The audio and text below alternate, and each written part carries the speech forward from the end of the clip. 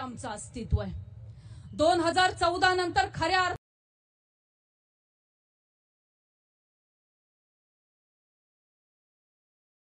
अर्थानं महिलांना स्वातंत्र्य मिळालं। ज्या वेळेस प्रधानमंत्र्यांनी शपथविधी घेतला, लाल किल्ल्यावरून पहिलं भाषण करत असताना संपूर्ण जगाच्या नजरा खिळल्या होत्या की या देशाचे प्रधानमंत्री आता कोणती पॉलिसी डिक्लेअर करतायत, कोणती घोषणा करतायत।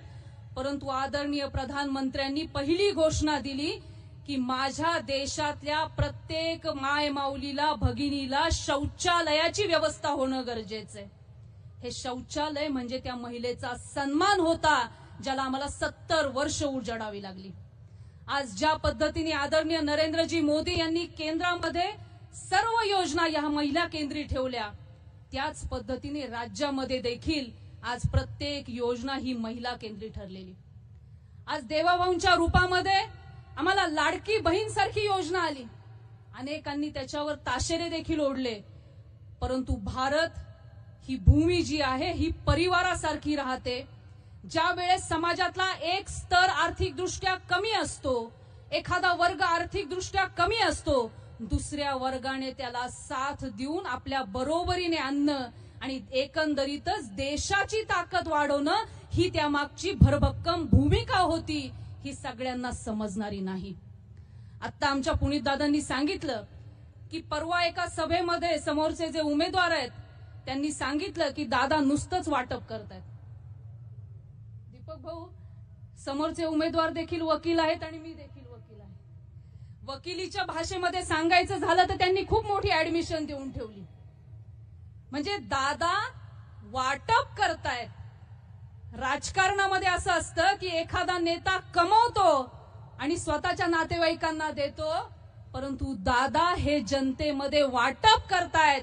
याचाच अर्थ त्यांना जनतेचं भलं करायचंय, जनतेला आर्थिक स्तर वाढवून देऊन त्यांचा सन्मान राखायचा आहे, म्हणून दादा वाटप करतायत आणि आगामी 5 वर्षामध्ये देखील हेच होणार आहे, हे अगदी आम्ही छाती ठोकपणे इथून सांगतोय।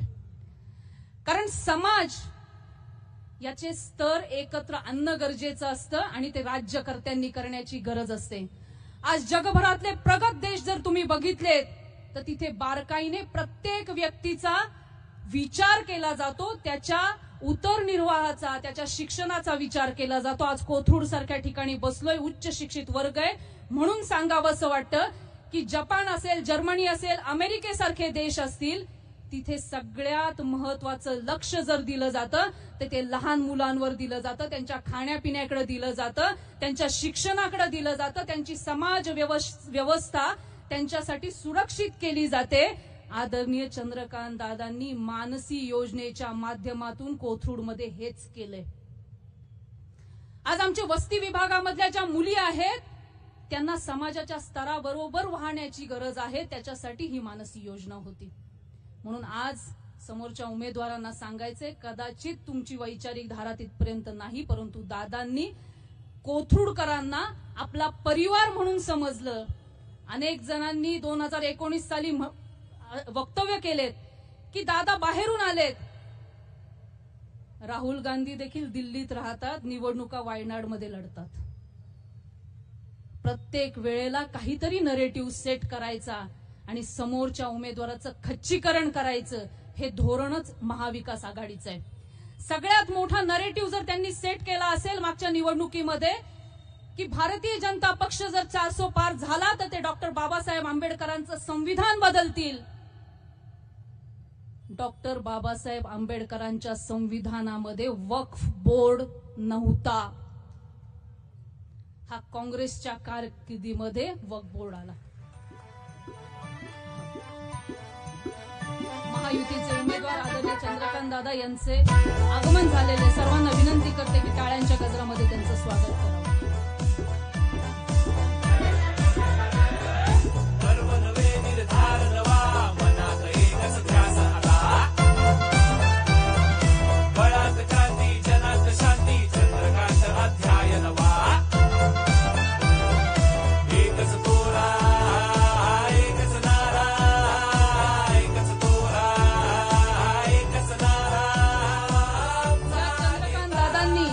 कोथरूडकरांचा विचार केला, कोथरूड मधल्या भूमीतल्या महिलांचा विचार केला, युवकांचा विचार केला, युवकांचा विचार करत असतानाच लहान मुलांचा देखील विचार केला की जे देशाचं भविष्य आहे.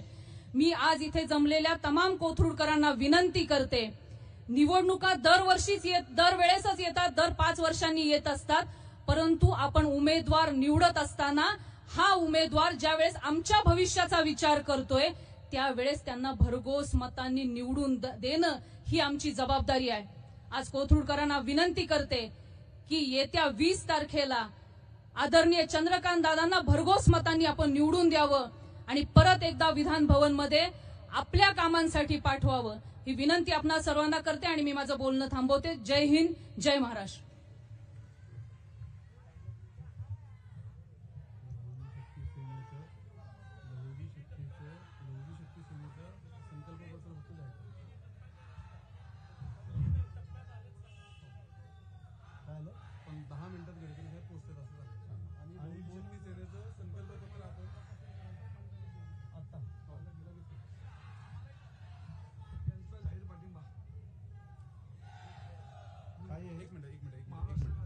हॅलो, ज्या माता भगिनी या ठिकाणी आहेत कृपया मागे थांबा. जे ज्येष्ठ नागरिक पुढे थांबले त्यांना कृपया एका साईडला सगळे या. ताई 10 मिनिटात नितीनजी येत आहेत. आपण आता 2 पाठिंबे इथे जाहीरपणे दादांना देत आहोत.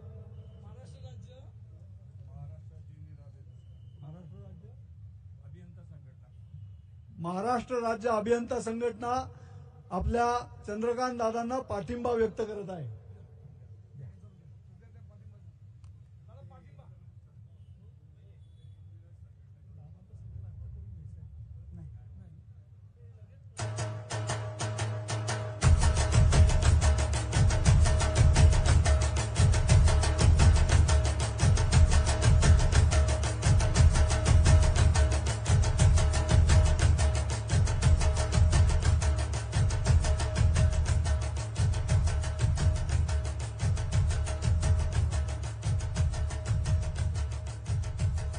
शिवसेनेचे कोथरूड विभागाचे प्रमुख माननीय सचिनजी थोरात आपले विचार व्यक्त करतील.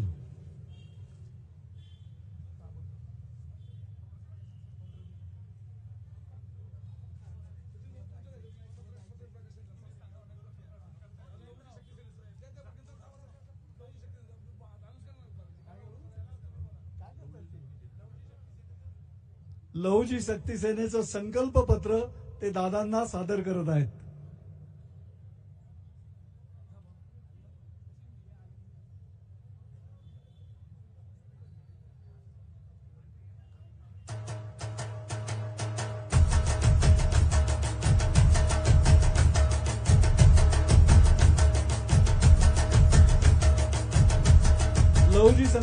लहुजी शक्ती सेनेचं संकल्प पत्र दादांना सादर केलं आहे. यानंतर माननीय सचिनजी थोरात. छत्रपती शिवाजी महाराज, हिंदू हृदय सम्राट माननीय बाळासाहेब ठाकरे, धर्मवीर आनंदी दिघे यांना वंदन करतो. तसेच व्यासपीठावर उपस्थित सर्व युतीचे पदाधिकारी, उमेदवार. आता प्रचाराला फक्त 2च दिवस बाकी आहेत. आम्ही महायुतीच्या सर्व घटक पक्ष आम्ही एकत्रितरित्या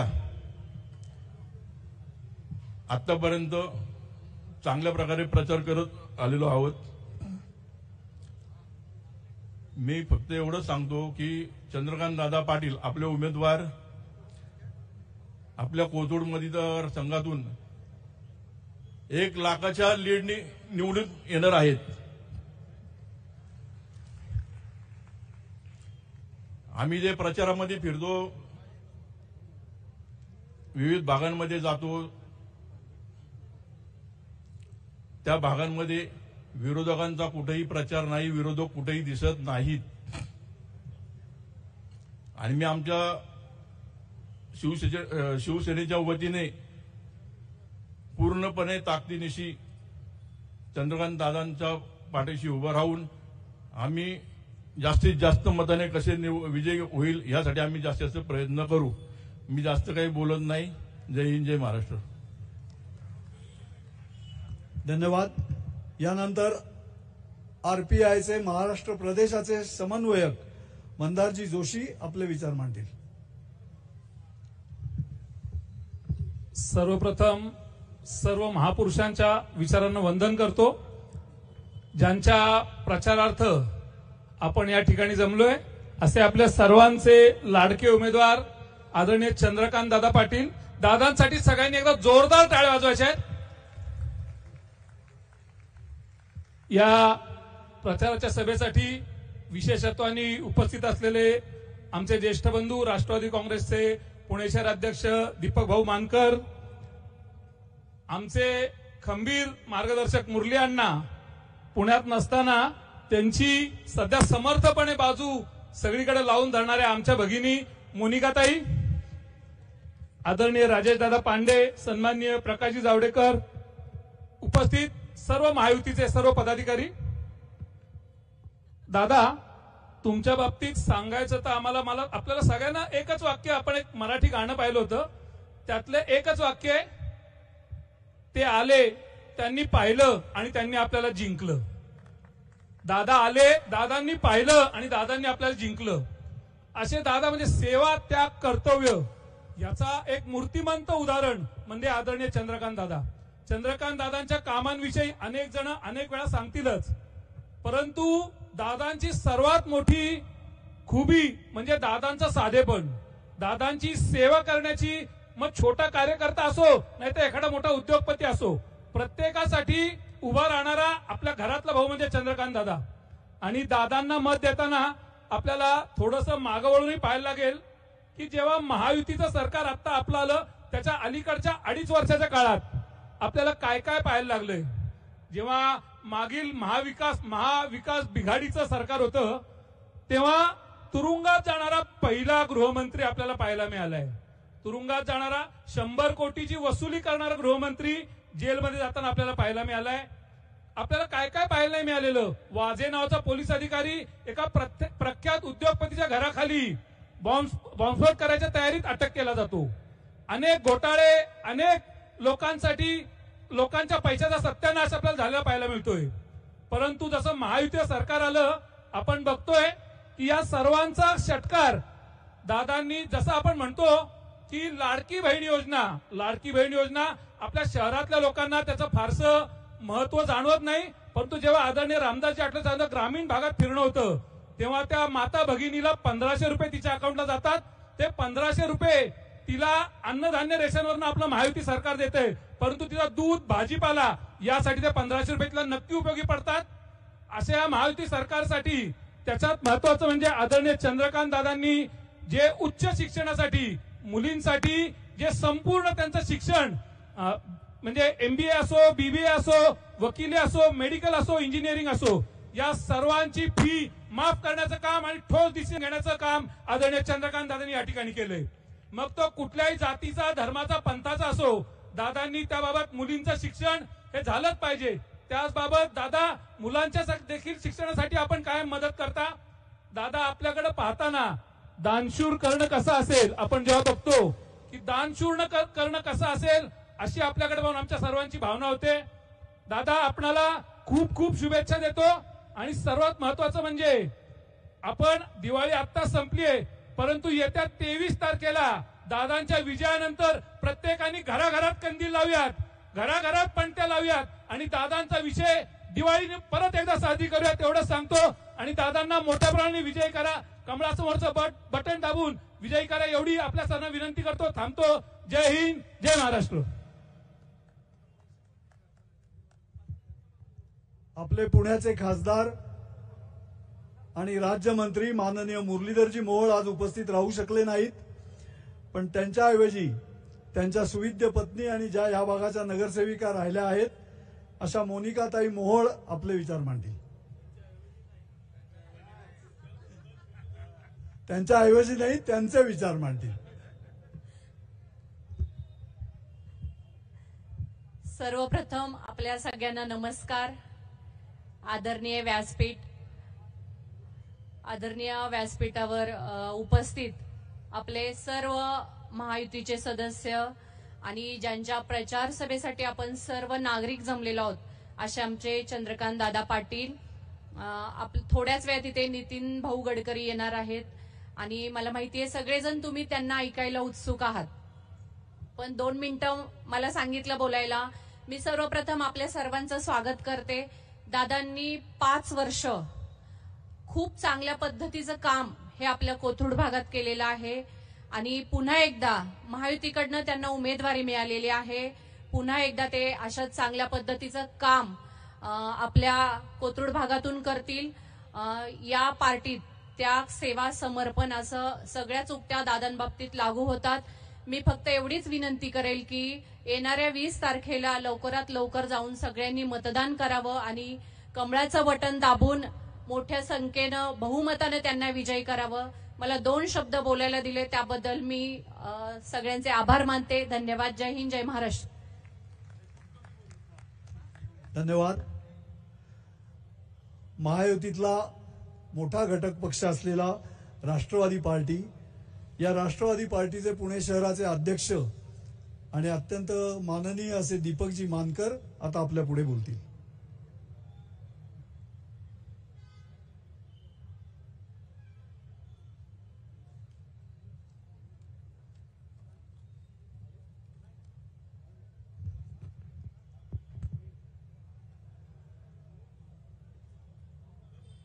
कोथरूड विधानसभेचे महायुतीचे उमेदवार, राज्याचे ज्येष्ठ मंत्री आदरणीय चंद्रकांत दादा,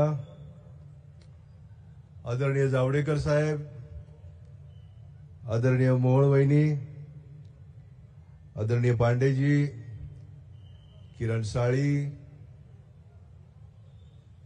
माननीय पुनीत जोशी, मंदार दोशी, अमोल बालवडकर, माननीय थोरात, व्यासपीठावरती उपस्थित असलेले महायुतीचे घटक पक्षाचे सर्व प्रतिनिधी, उपस्थित सर्व या भागातील नागरिक बंधू भगिनी आणि माझ्या युवा मित्रांनो, चंद्रकांत दादांच्या प्रचारार्थ आपण आज या ठिकाणी सगळेजण उपस्थित झालेलो आहोत.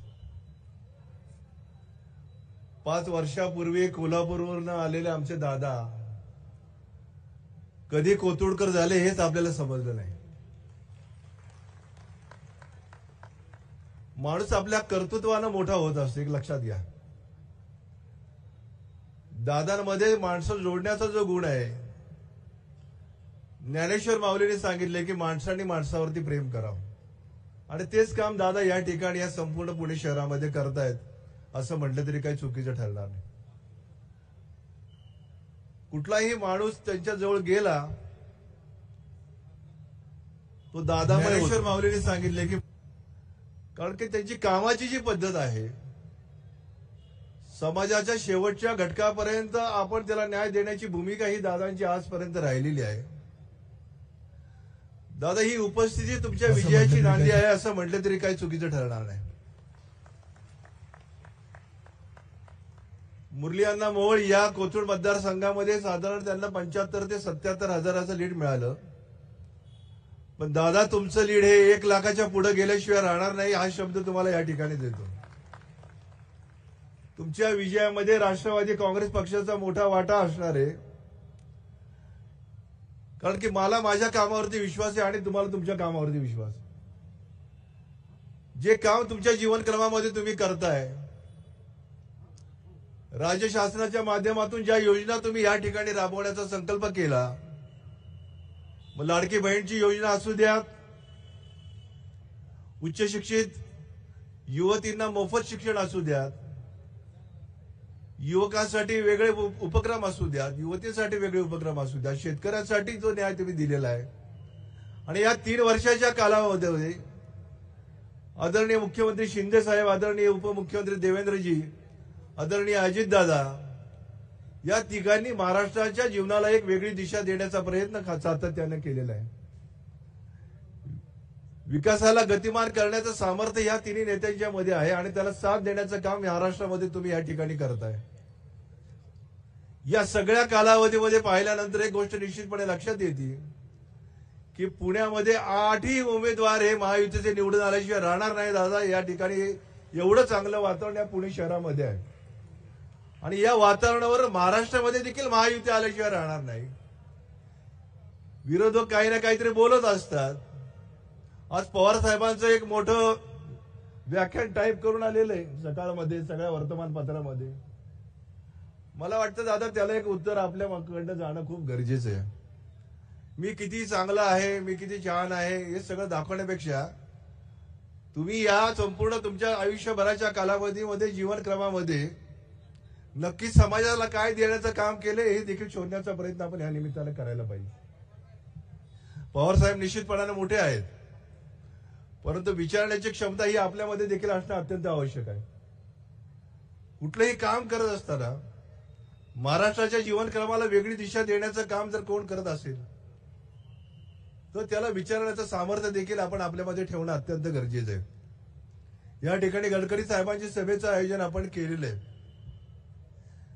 गडकरी साहेबांनी पुण्याच्या विकासाला गतिमान करण्याचं काम खऱ्या अर्थानं केलेलं आहे. या देशाच्या वाहतूक व्यवस्थापनाला मजबूत करण्याचं काम आपल्या आयुष्यामध्ये केलेलं आहे आणि हे सगळं करत असताना चांदणी चौक सारखा एक मोठा प्रश्न अनेक वर्ष प्रलंबित होता. तो आदरणीय गडकरी साहेबांच्या आणि चंद्रकांत दादाच्या प्रयत्नामुळे मार्गी लागला आणि त्यामुळे कोथरूडचं वाहतूक व्यवस्थापन चांगलं झालं. हे आपण कधी विसरता कामा नये. या कामाच्या माध्यमातून ज्यावेळी समाजासमोर ही मंडळी जातात ती समाजाचं देखील एक देणं लागतं. या निवडणुकीच्या निमित्तानं कोथरूडमधील नागरिकांना मी आवाहन करू इच्छितो की दादांच्या पाठीशी आपण उभं राहा. आपण कोथरूडला फास्टेस्ट डेव्हलपमेंट म्हणून गिरीश बुक मध्ये कोथरूडची नोंद झाली, परंतु पुढच्या उमेदवाराचं डिपॉझिट दादा घालवल्याशिवाय राहणार नाही हे तुम्हाला आजच्या दिवसाच्या निमित्तानं सांग. आता मी माझ्या जीवनक्रमामध्ये 40 वर्ष मी काम करतोय, परंतु दादा तुमची कोथरूडकरांमध्ये असणारी जी लोकप्रियता आहे, जनमानसामध्ये असणारी तुमची जी इमेज आहे, सर्वसामान्य माणसाकरता तुम्ही जे काम करताय त्या कामाची पावती तुम्हाला या निवडणुकीच्या निमित्ताने या ठिकाणी मिळणार आहे. जावडेकर साहेब या व्यासपीठावर या देशाचे केंद्रीय मंत्री म्हणून त्यांनी काम पाहिलेलं. अतिशय साधा आणि सरळ माणूस, म्हणजे मंत्री असताना देखील अतिशय शांत स्वभावाने त्यांनी संपूर्ण देशामध्ये जे चांगलं काम केलं त्या कामामुळेच या ठिकाणी माणसं आपल्या जीवनक्रमामध्ये मोठी होत असतात. एक छोटंसं उदाहरण मला या ठिकाणी द्यायचंय की आपल्या देशाच्या पंतप्रधान आदरणीय मोदी साहेब यांनी संपूर्ण वातावरण या देशामध्ये एक वेगळं दाखवण्याचा प्रयत्न करत असताना पुण्यामध्ये सभा जी झालेली आहे ती पुणेकरांना ताकद देण्याकरता मोदी साहेबांनी ही सभा केली आणि या निमित्तानं त्यांनी सांगितले की पुण्याच्या विकासाला गतिमान करण्याचं काम आम्ही मंडळी इथून पुढच्या कालावधीमध्ये करणार आहोत. आणि पंतप्रधान जे बोलतात ते करून दाखवतात. एक उदाहरण द्यायचं झालं साधारण की नम्रता कशी असती, दादांच्या नम्रतेला मी या ठिकाणी सलाम करतो की महाराष्ट्रामध्ये बापूसाहेब काळदाते आणि प्रतिभाताई पाटील यांची एक निवडणूक झाली दादा. दोघे अतिशय प्रभावी होते. बापूसाहेब काळदाते चांगले वक्ते देखील होते आणि प्रतिभाताई देखील चांगल्या वक्त्या होत्या. निवडणूक अतिशय अटीतटीची झाली. शेवटच्या दिवसापर्यंत असं वाटतं नक्की कोण जिंकून येणार, परंतु निवडणुकीचा निकाल दुसऱ्या दिवशी लागताना प्रतिभाताई त्या ठिकाणी निवडून आल्या. पत्रकारांनी विचारलं बापूसाहेब काळदात्यांना की बाबा एवढी अटीतटीची ही निवडणूक झाली आणि तुमची हार झाली. ते म्हटले माझी हार झाली बरोबर आहे, परंतु प्रतिभाताईंच्या नम्रतेनेच मला हरवलं. तशी दादांची नम्रता या विरोधकांना हरवल्याशिवाय राहणार नाही या निवडणुकीमध्ये, हे तुम्हाला आजच्या दिवसाच्या निमित्तानं सांगतो. अतिशय चांगल्या पद्धतीची नम्रता असणारे आमचे उमेदवार, समाजाची सुखदुःख जाणून घेणारे हे उमेदवार आहेत आणि भविष्याचा वेध घेणारे हे उमेदवार आहेत. त्यामुळे अशा उमेदवाराच्या पाठीशी त्याची पाठराखण करण्याचं काम, त्यांना आशीर्वाद देण्याचं काम, त्यांना सदिच्छा देण्याचं काम आपण कोथरूडकरांनी करावं एवढी विनंती या कार्यक्रमाच्या निमित्तानं करतो.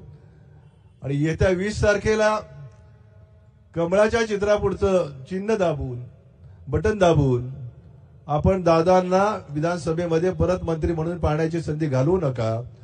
कारण की या महाराष्ट्रामध्ये ज्येष्ठ मंत्र्यांमध्ये पहिल्या 5 जणांमध्ये चंद्रकांत दादांचं नाव असणारे याची जाणीव आपल्याला प्रत्येकाला असणं अत्यंत आवश्यक आहे. दादाचं कामच या ठिकाणी त्यांना खऱ्या अर्थानं महाराष्ट्राच्या मंत्रिमंडळात त्यांनी भाजपचे या ठिकाणी अध्यक्ष म्हणून महाराष्ट्राचं काम केलेलं आहे, मंत्री महोदय म्हणून काम केले, पुण्याचे पालकमंत्री म्हणून केलेले, आता सोलापूरचे पालकमंत्री आहेत. एवढा कामाचा आढावा घेत असताना दादांनी केलेल्या कामाची पावती आपण या मंडळींनी या निवडणुकीच्या निमित्तानं द्यावी, एवढंच या प्रसंगाच्या निमित्तानं बोलतो आणि माझ्या शब्दाला विराम देतो. धन्यवाद. जय हिंद, जय महाराष्ट्र, जय राष्ट्र.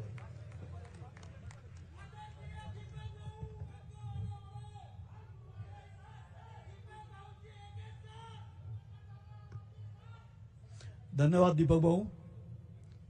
यानंतर राज्यसभेचे माजी खासदार, मंत्री, केंद्रातील मंत्री आणि आपले कोथरूडवासीय माननीय प्रकाशजी जावडेकर आपले मनोगत व्यक्त करतात. राज्यसभेच्या खासदार मेधाताई इथे आल्या आहेत, त्यांचं हार्दिक स्वागत.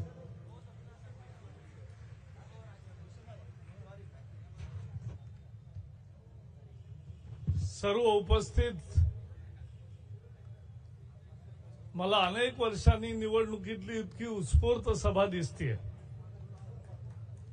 आणि त्यामुळे मला तुम्हा सगळ्यांचं अभिनंदन केलं पाहिजे. दादा पाटील, व्यासपीठावरील सर्व महायुतीचे पदाधिकारी,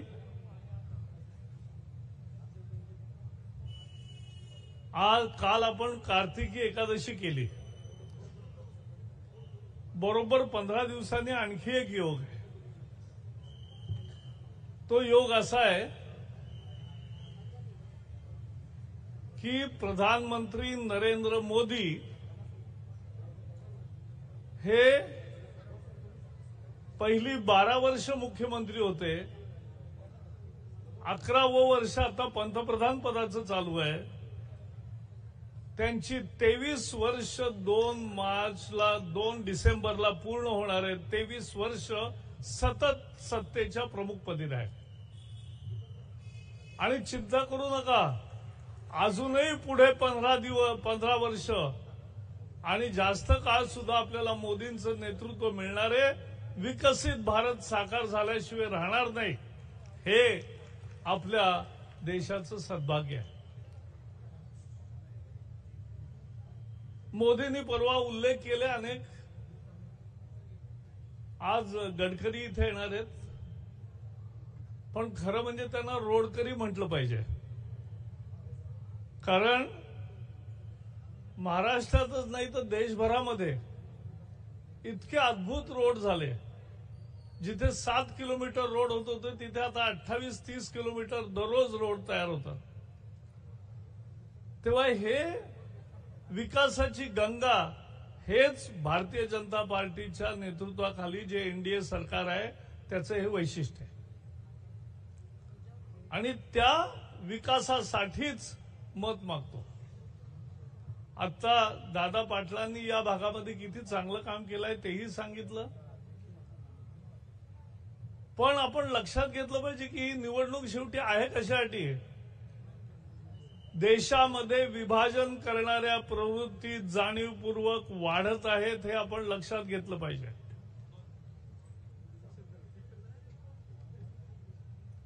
जाती जातींमध्ये भेद तयार करायचा, साऊथ वर्सेस नॉर्थ असा भेद तयार करायचा. त्याच्यानंतर वेगवेगळ्या कारणांनी असे भेद तयार करायचे की देश के तुकडे होंगे. यांचं खरं नाव तुकडे तुकडे गँगच ठेवलं पाहिजे, महाविकास आघाडी नाव ठेवता कामा नये. आणि तुकडे होंगे देश के अशा जेएनयू मध्ये घोषणा झाल्या. ज्या अफजल गुरुंनी पार्लमेंटवर हल्ला चढवला, अफजल तेरे कातिल जिंदा है, म्हणजे ज्या जजेसनी त्याला फासावरची शिक्षा दिली, अफजल हम शर्मिंदा है तेरे कातिल जिंदा है, अशा स्वरूपाच्या घोषणा दिल्या, देशामध्ये जाणीवपूर्वक आणि म्हणून किती खोट्या अफवा उठवल्या. एक मला चांगलं वाटतं, राहुल गांधी रोज म्हणतात की माझं भाषण काही छापून येत नाही, माझं भाषण काही टीव्ही दाखवत नाही. पण राहुल गांधी, तुमचं भाषण भारतात नाही कोणी दाखवलं तरी सुद्धा पाकिस्तानमध्ये सगळे दाखवतात. हा त्यातला मुद्दा आहे. जय श्रीराम आपण म्हणतो, पण काँग्रेसने म्हटलं राम नाहीच आहे. ऍफिडेव्हिट दिलं की राम नाहीये. आणि त्याच्याही पुढे जाऊन त्याने आणखी असं केलं की जेव्हा शेवट त्यांना लक्षात आलं की आता आपला युक्तिवाद संपलाय, तेव्हा त्यांनी विनंती केला, जरा 19ची निवडणूक संपून जाऊ दे, मग करा निर्णय. पण तो निर्णय झाला. 500 वर्ष लढाई झाली. आणि मला एक भाग्य वाटतं, 1990 साली आणि 1992 साली 2 वेळा कारसेवा झाली, 2 वेळा त्या ठिकाणी संबंध देशातून कार्यकर्ते पोहोचले. त्यात मलाही जायचं भाग्य मिळालं. हा मी महत्वाचा योग समजतो.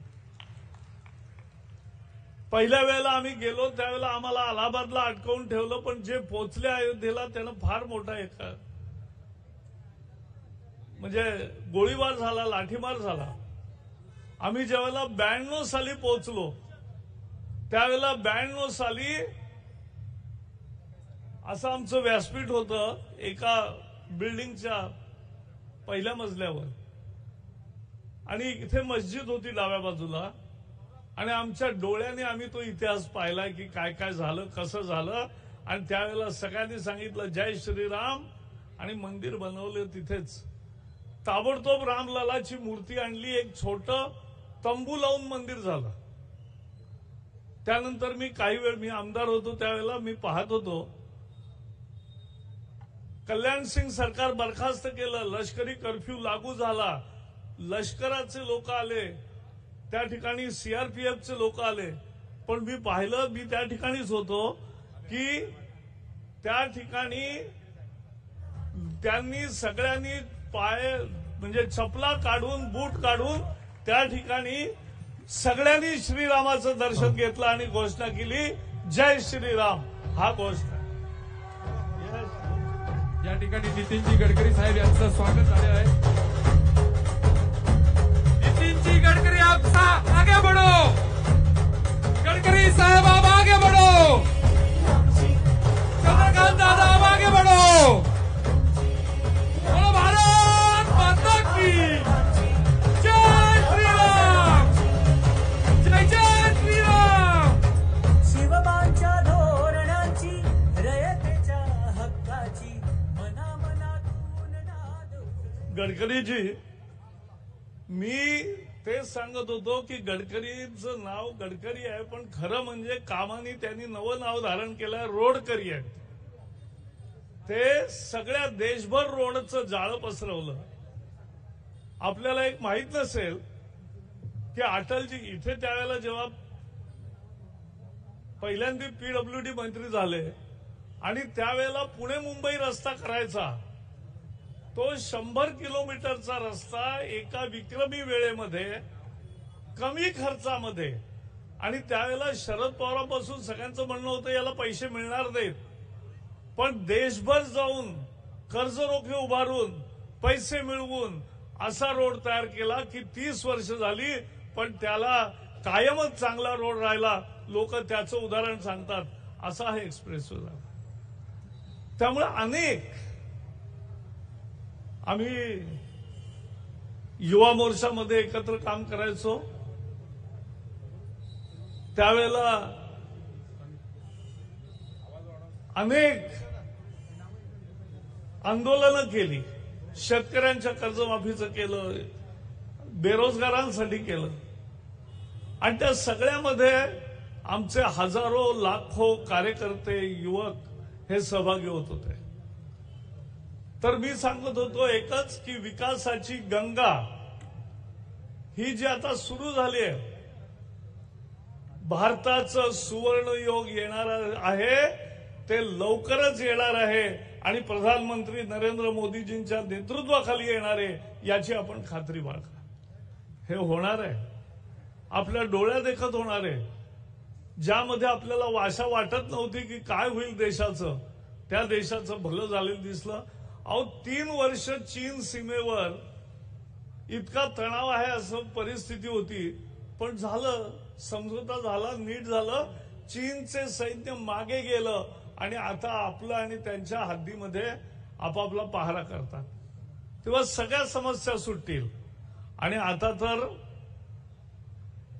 झेलेन्स्की आणि पुतीन, रशिया आणि युक्रेन दोघांचे राष्ट्रपती म्हणतात, राष्ट्राध्यक्ष म्हणतात की मोदीच आमच्या लढाईतून मार्ग काढू शकतील, शांतता आणू शकतील. इस्रायल आणि मध्य पूर्वेमध्ये सुद्धा मोदीजींकडे लोक पाहतात आणि म्हणून आपल्या डोळ्या देखत भारताचा सुवर्ण काळ आलाय. तो सुवर्ण काळ पुढे नेण्यासाठी महाराष्ट्रही बरोबर हवा, म्हणून ही निवडणूक आहे.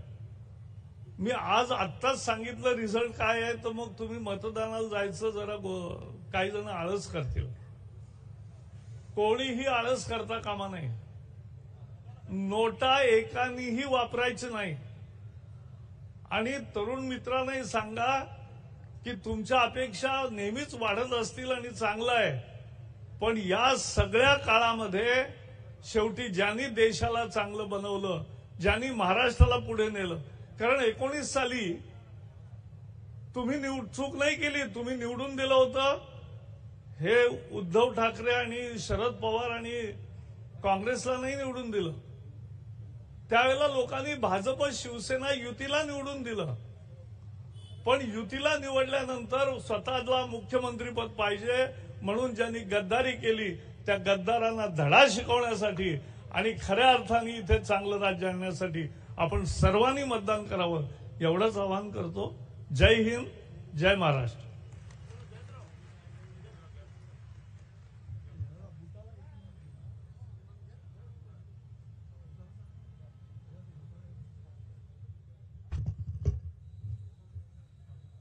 देशाचे विकास पुरुष की ज्यांना जगामध्ये जी वेगळी वेगळी मॉडेल विकासासाठी वापरली जातात, ती प्राधान्याने भारतामध्ये त्याचा अवलंब करणारे या देशाचे केंद्रीय मंत्री आदरणीय नितीनजी गडकरी साहेब, ज्यांच्या प्रचार सभेसाठी आलेत ते आपले लाडके उमेदवार आदरणीय चंद्रकांत दादा पाटील, राज्यसभेच्या खासदार प्राध्यापक डॉक्टर मेधाताई कुलकर्णी, माजी केंद्रीय मंत्री भाजपचे ज्येष्ठ नेते आदरणीय प्रकाशजी जावडेकर साहेब, राष्ट्रवादी काँग्रेसचे पुणे शहराचे अध्यक्ष सन्माननीय दीपक भाऊ मानकर, शिवसेनेचे किरण भाऊ साळी, आरपीआयचे संजयजी सोनावणे आणि व्यासपीठावर असणारे सर्व मान्यवर साहेब, मला माहिती आहे या कोथरूडमध्ये आपल्याला ऐकण्यासाठी प्रचंड गर्दी केवळ गडकरी साहेब आपल्यासाठी आलेली आहे, चंद्रकांत दादांच्या प्रेमासाठी आलेली आहे. त्यामुळे मी फार या ठिकाणी आपला वेळ घेणार नाही. पण या कोथरूड नगरीमध्ये भारतीय जनता पार्टी कोथरूड मंडळाच्या वतीने आपलं मनापासून स्वागत करतो आणि या ठिकाणी चंद्रकांत दादा यांचा विजय निश्चित आहे हे समोर दिसलेल्या नागरिकांच्या उपस्थितीवरून, त्यांच्या असणाऱ्या चेहऱ्याच्या भावावरून कळत आहे. दादा, आपला विजय जो मुरली अण्णाच्या वेळी थोडं आम्ही कमी पडलो असेल किंवा 40,000 नावं एका एमटी सिरीजची कमी करण्याचं षडयंत्र ज्या ठिकाणी झालं, त्यामुळे आम्ही मुरली अण्णांना 1 लाखाचं मताधिक्य देऊ शकलो नाही. ते शल्य आम्हा सर्व कार्यकर्त्यांच्या मनामध्ये आहे. दादा, आता महायुतीच्या वतीनं आम्ही सर्व कार्यकर्ते आणि महायुतीच्या सर्व नेत्यांच्या मार्गदर्शनाखाली आपल्याला 1 लाखापेक्षा जास्त मतांनी निवडून द्यायचा संकल्प या कोथरूड मतदारसंघातील नागरिकांनी केलाय. धन्यवाद. जय हिंद, जय महाराष्ट्र.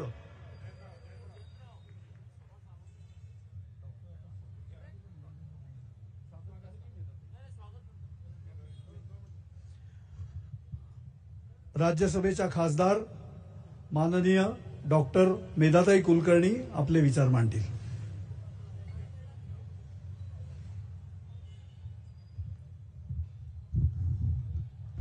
कोथरूड मतदारसंघाचे महायुतीचे उमेदवार, भारतीय जनता पार्टीचे उमेदवार माननीय चंद्रकांतदादा पाटील यांच्या प्रचारार्थ आपल्या सगळ्यांचे लाडके नेते माननीय नितीनजी गडकरी या ठिकाणी आलेले आहेत. एकदा जोरात टाळ्या वाजवून आपण त्यांचं स्वागत करूया आणि आभारही व्यक्त करूया, कारण कोथरूडसाठी, पुण्यासाठी महत्वाचा असलेला असा चांदणी चौकाचा एक भव्य दिव्य प्रकल्प आपल्याला माननीय नितीनजींनी दिलेला आहे.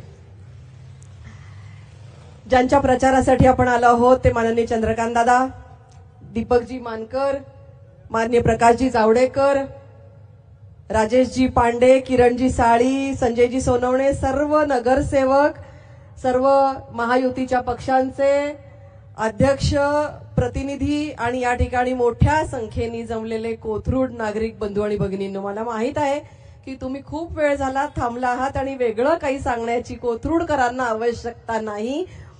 एकच आश्वासन देते कोथरूडकरांच्या वतीने, कारण अनेक वर्ष या कोथरूडकरांशी माझा सहवास आहे, संवाद आहे. दादा, तुम्ही अतिशय थम्पिंग मेजॉरिटीने निवडून येणार आहात, यात कुठल्याही प्रकारची शंका नाही. आणि कोथरूडकर अतिशय सुजाण आहेत. महानगरपालिकेच्या इलेक्शनला कोणत्या कारणांसाठी मतदान करायचं असतं, आमदारकीच्या निवडणुकीला कोणत्या कारणांसाठी मतदान करायचं असतं आणि खासदारकीला कोणत्या, आहे सगळ्या गोष्टी हे आपल्याला माहित आहेत.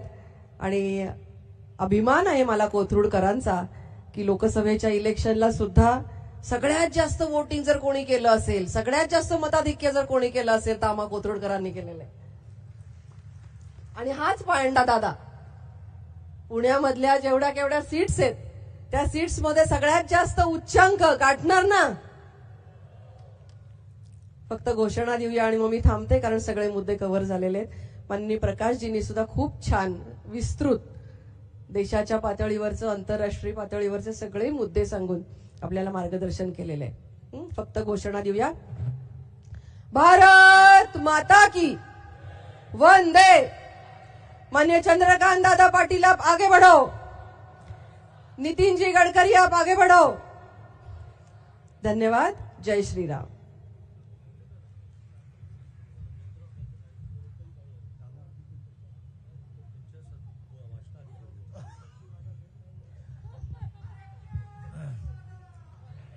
अधिकाधिक वेळ नितीनजींच्या भाषणाला मिळावा म्हणून जयंतराव भावेंनी मला भाषणासाठी आमंत्रित करण्याआधीच मी माईक ताब्यात घेतला आणि नंतरही त्यांचा सत्कार होऊन ते भाषणाला उभं राहतील, त्यांचा सत्कार करावा हे सुद्धा मीच सांगणार आहे. जयंतराव, आता पुरेसं कार्यक्रमाचं संचालन तुम्ही केलं, तर जरा आराम करा. त्यामुळेच मी व्यासपीठावरच्या सगळ्यांची नावही न घेता या देशाचे मंत्री आणि महाराष्ट्रामध्येही 95 ते 99 सरकार असताना प्रचंड रोड आणि ब्रिजेसचे काम केल्यामुळे स्वर्गीय बाळासाहेब ठाकरे हे त्यांना नितीन रोडकरी म्हणायचे, असे केंद्रीय मंत्री माननीय नितीनजी, व्यासपीठावरील सर्व मान्यवर आणि प्रचंड म्हणजे ही वेळ, ही खरं म्हणजे संध्याकाळची जेवणाची वेळ, टीव्हीवरच्या सिरियल्स पाहण्याची वेळ. कोथरूडमध्ये मोठ्या प्रमाणावर प्रत्येक घरामधला मुलगा किंवा मुलगी विदेशात असल्यामुळे त्याच्याशी फोनवर बोलण्याची वेळ, व्हिडिओवर फोनवर बोलण्याची वेळ, असं असताना सुद्धा प्रचंड मोठ्या संख्येनं उपस्थित बंधू आणि भगिनींनो, मी या निवडणुकीमध्ये भारतीय जनता पार्टीचा उमेदवार म्हणून, महायुतीचा उमेदवार म्हणून उभा आहे. आपण सर्वांनी मला प्रचंड बहुमताने विजयी करावं असं आव्हान मी करणार आहे. ही फॉर्मॅलिटी नाही. आपल्या हिंदू संस्कृतीमध्ये उद्दामपणा हा कधी सांगितलाच नाही. नम्रपणा हे आपल्या हिंदू संस्कृतीचं वैशिष्ट्य आहे आणि हे काय मत देणारच आहेत असं त्यांना गृहीत न धरता त्यांच्या घरी गेलं पाहिजे, त्यांना सभांमध्ये नमस्कार केला पाहिजे, त्यांना सभांमध्ये आवाहन केलं पाहिजे. आणि म्हणून मला 20 तारखेला होणाऱ्या विधानसभेच्या निवडणुकीमध्ये प्रचंड बहुमताने विजयी करा असं आवाहन मी आपल्याला करतो. 5 वर्षामध्ये 2.5 वर्ष कोविडचा प्रादुर्भाव होता की ज्या काळामध्ये कोविड म्हणून लोकांना आवश्यक असणाऱ्या अधिकाधिक गोष्टी करण्याचा मी प्रयत्न केला. अगदी 100 बेडेड क्वारंटाईन सेंटर काढण्यापासून ते 100 जणांना 1 महिन्याचा रोजगार उपलब्ध करून देण्यापर्यंत सगळ्या गोष्टी मी केला. राज्याचा अध्यक्ष होतो, प्रवासही करायचो. कोथरूड ही आपली विधानसभा आहे, हे आपलं घर आहे, ही आपली माणसं आहेत. यासाठी सुद्धा कोविडच्या काळामध्ये जेवढं शक्य आहे ते केलं. कोविड संपला आणि जवळजवळ संपता संपता नवीन सरकार आलं, 4-4 खाती आली, 2-2 जिल्हे आले, तरी सुद्धा कोथरूडकडे दुर्लक्ष मी केलं नाही. एक माझं वैशिष्ट्य आहे की मी नेहमी माणसं उभी करण्याचा प्रयत्न करत असतो, त्यांना काम वाटण्याचा प्रयत्न करतो. त्यामुळे 2 जिल्हे अमरावती आणि सोलापूर असूनही, 4-4 खाती असूनही, घर अजूनही कोल्हापूरला आहे. या वयामध्ये म्हणजे 2-2 माझ्या आई आणि सासूबाई 80-82, आई तर गेली आता, त्या काळामध्ये घर शिफ्ट करणं शक्य नाही. म्हणून कोल्हापूरला घर, अमरावतीला पालकमंत्री, सोलापूरला पालकमंत्री, मंत्री म्हणून मुंबई, असं असूनही कोथरूडकडे मी दुर्लक्ष केलं नाही. आता ही वेळ नाही सांगण्याची, कारण सगळंच तुम्हाला माहिती आहे, सगळ्याचा आनंद तुम्ही घेतलाय. अशी एका अर्थाने मोठी कार्यक्रमाची मालिका उभं करण्यामध्ये मी यशस्वी झालो. 2च वाक्य बोलून मी माझं बोलणं संपवणार आहे. एक तर पुढची 5 वर्ष हा माझा प्रयत्न राहील 2 प्रकाराने, व्यक्ती विकास, व्यक्तीचं सुख आणि इन्फ्रास्ट्रक्चरल डेव्हलपमेंट. आता नितीनजी त्यांच्या भाषणामध्ये बोलणार असतानाही मित्र म्हणून त्यांनी मला सांगितलेला मुद्दा मी चोरतो आणि ते म्हणाले की मी भाषणामध्ये या पुण्यामध्ये 50,000 कोटीचे रस्ते, 1 लाख कोटीची कामं आज घोषित करणार आहे. आता त्यांचा मुद्दा मी चोरला आणि तुमच्याकडे मांडला. तसं इन्फ्रास्ट्रक्चरल डेव्हलपमेंट, पायाभूत सुविधा, मेट्रो पूर्ण करण्यापासून आणि व्यक्ती सुख हा माझा प्रायोरिटीचा विषय आहे, प्राधान्याचा विषय आहे. रस्ते चकाचक आहेत आणि त्याला औषधोपचार मिळत नसेल, त्याला काय करायचं? रस्ते चकाचक असून रस्ते चकाचकही असले पाहिजेत आणि त्याला औषधाची सुविधा असली पाहिजे. ब्रिजेसही पाहिजेत, मेट्रोही पाहिजे, बुलेट ट्रेनही पाहिजे, पण त्याला 2 वेळचं जेवण मिळालं पाहिजे, त्याचं मुलीचं लग्न धुमधाम झालं, धडाक्यात झालं पाहिजे. अशा प्रकारचा एका अर्थाने दोन्ही प्रकारे काम करणार मी कार्यकर्ता आहे. अनेक वेळेला कोथरूडमध्ये जो एक मुद्दा जाणवतो की अरे तुम्ही आमच्या टॅक्सेसवर गरिबांच्या विकासाची कामं करता. मुख्यमंत्री लाडकी बहीण कळलं, परंतु आम्ही पण मुख्यमंत्र्यांची लाडकी बहीण आहोत, आम्ही पण मुख्यमंत्री लाडकी भाऊ आहोत. फक्त 2-3 मुद्दे सांगणार आहे की मध्यमवर्गीयांचा सुद्धा, उच्च मध्यमवर्गीयांचा सुद्धा केवढा विचार सरकार करते. आज मेट्रो इथे झाली, 11,000 कोटी रुपयाची मेट्रो झाली, नवीन 2900 कोटीची मेट्रो सँक्शन झाली. आज झालेले जे मार्ग आहेत त्याच्यामध्ये 2.25 लाख लोक प्रवास करायला लागले. उद्या होणारे मार्ग जे आहेत 2 वर्षामध्ये, त्यातून 8 लाख लोक मेट्रोने प्रवास करणार आहेत. अटल सेतू झाला, माननीय मुरलीधरांना मंत्री झाल्यानंतर पूर्ण होत आलं होतं असं आपलं विमानतळ, की जे बघितल्यानंतर आपल्याला खूप अभिमान वाटेल, ते सुरू झालं.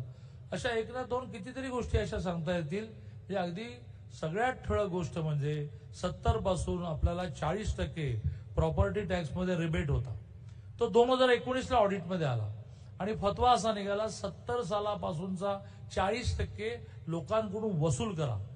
आज तुमच्यापैकी कोणी इथे बसूच शकलं नसतं जर वसुली झाली असेल, सगळ्यांची घरं जप्त झाली असेल.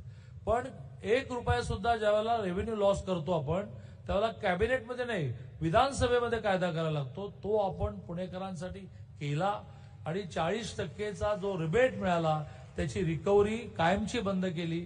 नव्याने सुद्धा 40% प्रॉपर्टी टॅक्समध्ये रिबेट मिळाला. हा केवढा मध्यमवर्गीयांचा आणि उच्च मध्यमवर्गीयांचा फायदा आहे. आणि त्यामुळे या देशातल्या फार मोठ्या संख्येने दारिद्र्य रेषेखालचा माणूस दारिद्र्य रेषेखाल वर आणण्याचा प्रयत्न मोदीजींनी केला. 14 पासून 24 पर्यंत 25 कोटी लोक हे दारिद्र्य रेषेच्या वरती आणण्याचा प्रयत्न मोदींचा झाला. आणि त्यामुळे माननीय मोदीजी असतील किंवा महाराष्ट्राचं शासन असेल महायुतीचं, ते सर्वांच्याच विकासाचा प्रयत्न करताय. तो प्रयत्न गतिमान होण्यासाठी सरकार पुन्हा एकदा महायुतीचं येण्याची आवश्यकता आहे. कारण 2.5 वर्ष नसलेलं सरकार महायुतीचं नसणं म्हणजे काय याचे चटके सगळ्यांनी सोसलेले असल्यामुळे आपण मोठ्या संख्येने महायुतीच्या सगळ्या उमेदवारांना विजयी करा. कोथरूडमध्ये तर आपलं सगळ्यांचं प्रेम आहे. मी आव्हान फक्त एक फॉर्मॅलिटी म्हणून करणार आहे, पण आपण मतदान देणारच आहात, विजयी करणार आहात. पण आपल्या सगळ्या नातेवाईकांना सांगा महाराष्ट्रातल्या आणि महायुतीचे सगळे उमेदवार विजयी करा. मी आता माननीय नितीनजींचा सत्कार करण्याचं आव्हान सगळ्या पक्षाच्या नेत्याला करतो.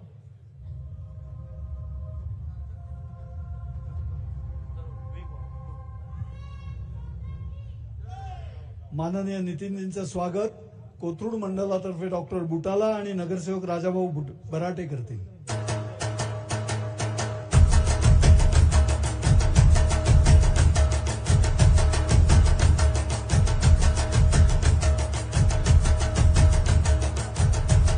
कोथरूड उत्तरच्या वतीने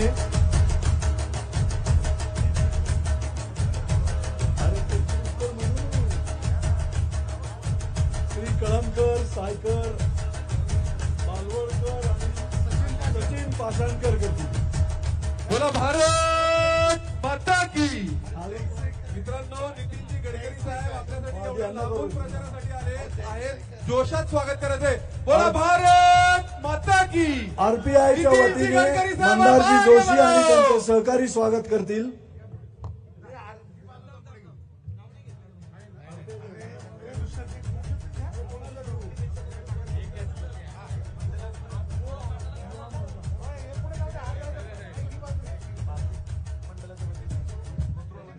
कोथरूड मंडलाच्या वतीने भारतीय जनता पार्टीच्या युवा मोर्चाच्या वतीने दुष्यंत मोहोळ, अमितजी तोरडमल,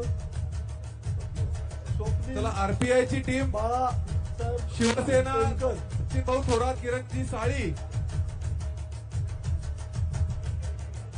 चला ज्यांचं झालंय त्यांनी कृपया मागे या.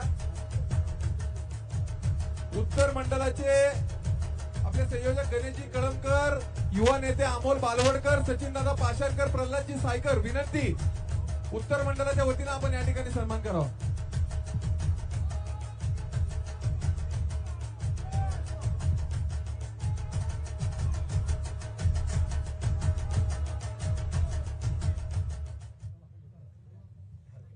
उत्तर मंडल झालं ना.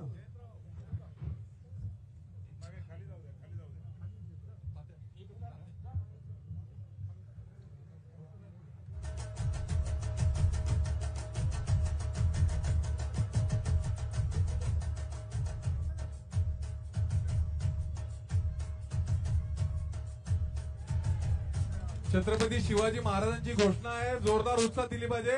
बोला छत्रपती शिवाजी महाराज की जय. माननीय नितीनजी आपले विचार मांडतील.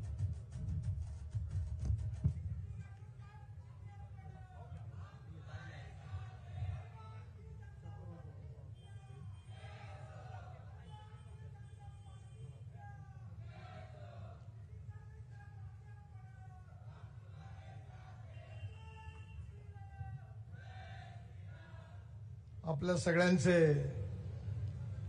आवडते लोकप्रिय उमेदवार माझे मित्र आदरणीय चंद्रकांत दादा पाटील, संसदेतील माझे सहकारी मेधाताई कुलकर्णी, भारतीय जनता पार्टीमध्ये स्थापना झाल्यापासून अनेक वर्ष ज्यांच्याबरोबर कार्य करण्याची संधी मला मिळाली असे आदरणीय प्रकाश जावडेकर, आदरणीय दीपक भाऊ मानकर, आदरणीय राजेश पांडे, किरण साळी, मोनिका बहिनी, सुशील भाऊ मेंगढे, संजय भाऊ सोनवणे, पुनीत जोशी, डॉक्टर संदीप बुटाला, मंदारजी जोशी,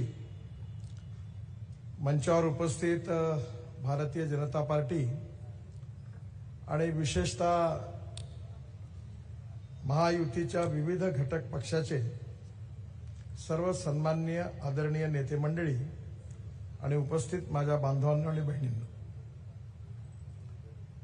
आपल्या सगळ्यांना माहिती आहे की ही निवडणूक महाराष्ट्राच्या जनतेच्या दृष्टीने अतिशय महत्वाची अशी निवडणूक आहे. महाराष्ट्र हे एक प्रगतिशील, समृद्ध आणि संपन्न राज्य आहे. देशामध्ये औद्योगिक विकासाच्या बाबतीमध्ये, फॉरेन इन्व्हेस्टमेंटच्या बाबतीत महाराष्ट्र नेहमी अग्रेसर राहिलेला आहे. महाराष्ट्र ही संतांची भूमी आहे आणि विशेषतः संपूर्ण देशाला जो सामाजिक विचार दिलेला आहे ते फुले, आंबेडकर आणि राजर्षी शाहू महाराज हे महाराष्ट्रातले आहेत. आणि त्यामुळे महाराष्ट्राच्या राज्याची ही निवडणूक ही चंद्रकांत दादांच्या भविष्य ठरवणारी निवडणूक नाही आहे, तर खऱ्या अर्थाने महाराष्ट्राच्या जनतेच्या भविष्याचा निर्णय करणारी निवडणूक आहे. आणि म्हणून या निवडणुकीमध्ये ज्याप्रमाणे दिल्लीमध्ये मोदीजींच्या नेतृत्वाखाली एनडीएचं सरकार आहे आणि महाराष्ट्रामध्ये पुन्हा एकदा महायुतीचं सरकार जर आलं तर महाराष्ट्राच्या विकासाची बुलेट ट्रेन आज आहे त्यापेक्षा दुप्पट वेगाने धावल्याशिवाय राहणार नाही, ही गोष्ट निश्चित आहे.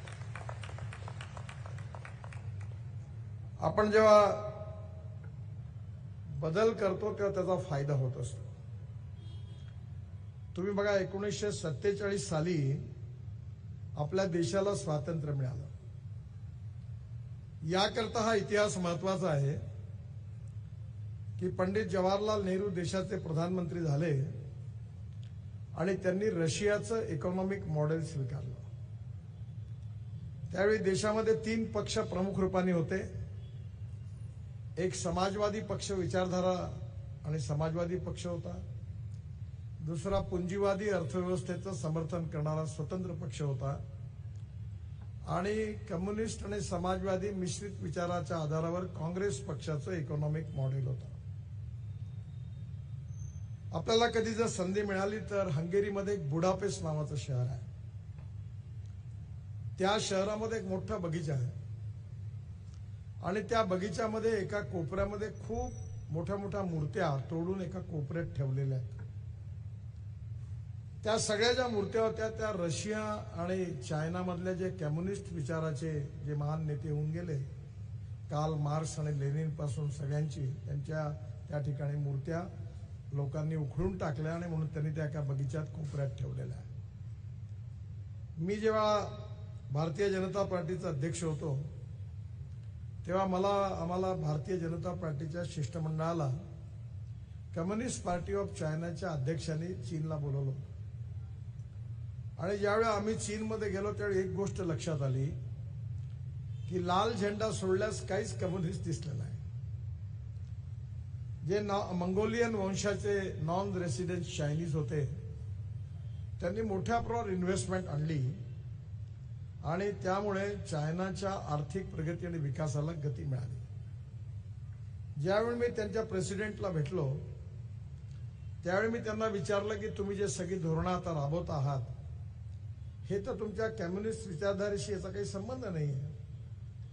कारण लिबरल इकॉनॉमी असा विचार करण्याच्या ऐवजी तुम्ही नेहमी वर्ग विग्रहाचा आणि विषमतेचा सिद्धांत मांडला आणि दुनिया के मजदूर एक होणे, सगळ्या मजदूरांचं शोषण हे उद्योजक करतात अशी भावना ठेवून तुम्ही संघर्षाची भूमिका घेत असताना आज मात्र लिबरल इकॉनॉमीच्या आधारावर तुम्ही मोठ्या प्रमाणावर इन्व्हेस्टमेंट आणून कामाला सुरुवात केली. हा विरोधाभास नाही आहे का? त्यांनी मला असं उत्तर दिलं की आम्हाला आमच्या देशाचा विकास करायचा आणि जे योग्य असेल ते आम्ही करू. आणि काळाच्या ओघामध्ये आपण बघा कम्युनिस्ट पार्टी ही विचारधारा रशिया आणि चायनातूनही संपली. आता लाल झेंड्याशिवाय काही नाही, देशातूनही संपली. आणि डॉक्टर राम मनोहर लोहिया यांच्या नेतृत्वाखाली जो समाजवादी, प्रजा समाजवादी, संयुक्त समाजवादी, ज्या पक्षात अतिशय मोठे मोठे नेते होते, एस.एम. जोशी होते, जॉर्ज फर्नांडिस होते, मधुलिमय होते, मधु दंडवते होते, त्या समाजवादी पक्षाची आज जवळपास संपुष्टात आली. एक दिल के टुकड़े हुए हजार, कोई यहां गिरा कोई वहां गिरा, तसे सगळे समाजवादी जवळपास संपुष्टात आले. आणि स्वाभाविकपणे जी स्वतंत्र पार्टी होती ती पण संपली. आज विशेषतः गुजरात आणि महाराष्ट्रामध्ये लिबरल इकॉनॉमीच्या आधारावर विकास झाला पाहिजे असं म्हणणारी पार्टी संपली. आणि हा 75 वर्षाच्या इतिहासामध्ये जेव्हा तिन्ही प्रकारचे मुख्य आर्थिक विचार जे आहेत त्याला आज रिलिव्हन्स राहिला नाही, त्यावेळी अटल बिहारी वाजपेयींचं सरकार आलं आणि आता गेली 10 वर्ष आम्ही नरेंद्र मोदींच्या नेतृत्वाखाली या सरकारने पूर्ण केली. यामधल्या नेमक्या आर्थिक धोरणामध्ये काय झालं याचा आपल्यासारख्या सुज्ञ लोकांनी जर लक्षात घेतलं तर नक्कीच आमच्या सरकारचं महत्व काय आहे हे आपल्या सगळ्यांच्या लक्षात आल्याशिवाय राहणार नाही. 47 साली स्वातंत्र्य मिळाल्यानंतर काँग्रेसच्या सरकारने पंडितजींनी डिफेन्समध्ये, एअरलाइन्समध्ये एअर इंडियाची मोठी सुरुवात झाली. सोन्याची खाण कोलारमध्ये ती सुरू झाली. हॉटेल सुरू केले, पॉवर प्लांट सुरू केले, स्टील प्लांट सुरू केले. आणि मात्र मी आता त्या कमिटीमध्ये आहे, फायनान्स मिनिस्टर आणि मी दोघंही आहोत. एअर इंडियाला 70,000 कोटी रुपयाचा घाटा, एका मागून एक सगळे प्रोजेक्ट लाखो करोड रुपये वाया गेले. आपल्याकडे गावामध्ये एक म्हण आहे की ज्याचा राजा व्यापारी त्याची जनता भिकारी. आणि म्हणून लाखो करोड रुपयाची इन्व्हेस्टमेंट सगळी वाया गेली. गावात जायला रस्ते नाही बनले, गावात प्यायला शुद्ध आणि स्वच्छ पाणी नाही मिळालं. शाळेची बिल्डिंग होती तर शिक्षक नव्हते, शिक्षक होते तर बिल्डिंग नव्हती, दोन्ही होते तर शिक्षण नव्हतं, आणि तिन्ही होते तर विद्यार्थी नव्हते. दवाखान्याची हालत अशी होती की डॉक्टर होते तर नर्स नाही, नर्स होती तर डॉक्टर नाही, दोन्ही असेल तर दवाई नाही, आणि तिन्ही असेल तर कोण मरायला जाईल अशी दवाखान्याची स्थिती होती. मी डेअरी सुरू केली होती कॉलेजमध्ये असताना. गाई आणि म्हशी घेतल्या होत्या, पण जेव्हा गाय आणि म्हैस गरम व्हायची तेव्हा गावात डॉक्टरच राहत नव्हता. शेवटी त्या डेअरीचा बँड बाजा झाला. म्हणजे कधी ग्रामीण भागाकडे लक्ष दिलं नाही. सिंचनाच्या सुविधा नव्हत्या, अनेक ठिकाणी दुष्काळ पडत होता. आज आपल्या इथे पुरामुळे दरवर्षी 3-3.5 लाख करोड रुपयाचं देशात नुकसान होतं. देशात पाण्याची कमी नाही आहे, देशामध्ये खऱ्या अर्थाने पाण्याच्या नियोजनाची कमी आहे. पण काँग्रेसने कधी या कामाला महत्व नाही दिलं. पाणी समुद्रात चाललं. मी ज्यावेळी वॉटर रिसोर्सेस मंत्री होतो त्यावेळी आंध्र प्रदेशमध्ये पोलावरम नावाचं 60,000 कोटी रुपयाचं मोठं धरण बांधलं, आणि त्यानंतरही 1300 TMC पाणी गोदावरीचं समुद्रात वाहून जातं.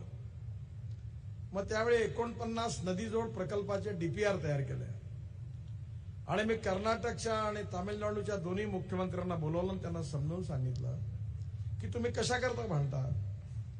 हे 1300 TMC पाणी जे आहे हे समुद्रात वाहून जातं. आपण अशी योजना तयार केली आहे की गोदावरीचं पाणी कृष्णेमध्ये, कृष्णेचं पेनारमध्ये आणि पेनारचं कावेरीला देऊन संपूर्ण कर्नाटकातून सगळी धरणं भरत टेल एंड ऑफ तामिळनाडू तिथपर्यंत पाणी पोहोचवू. तुमचा पाण्याचा प्रश्न सुटेल. तुम्ही आपसात कशा करता म्हणता. 1970 पासून 23 पाण्याच्या राज्यातले भांडणं चालू होती. शेवटी मी ठरवलं की हे प्रश्न सोडवायचे. मी दोन्ही मुख्यमंत्र्यांना बोलवायचो आणि गमतीनं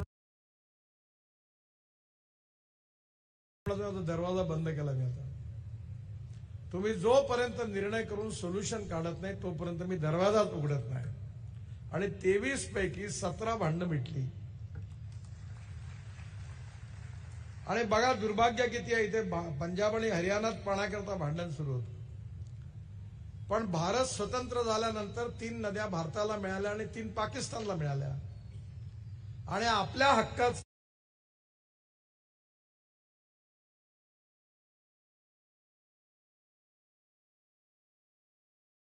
3 नद्याचं पाणी पाकिस्तानमध्ये चाललंय, आणि इकडे पंजाब आणि हरियाणा त्याच्याकरता भांडण सुरू आहे पाण्याकरता.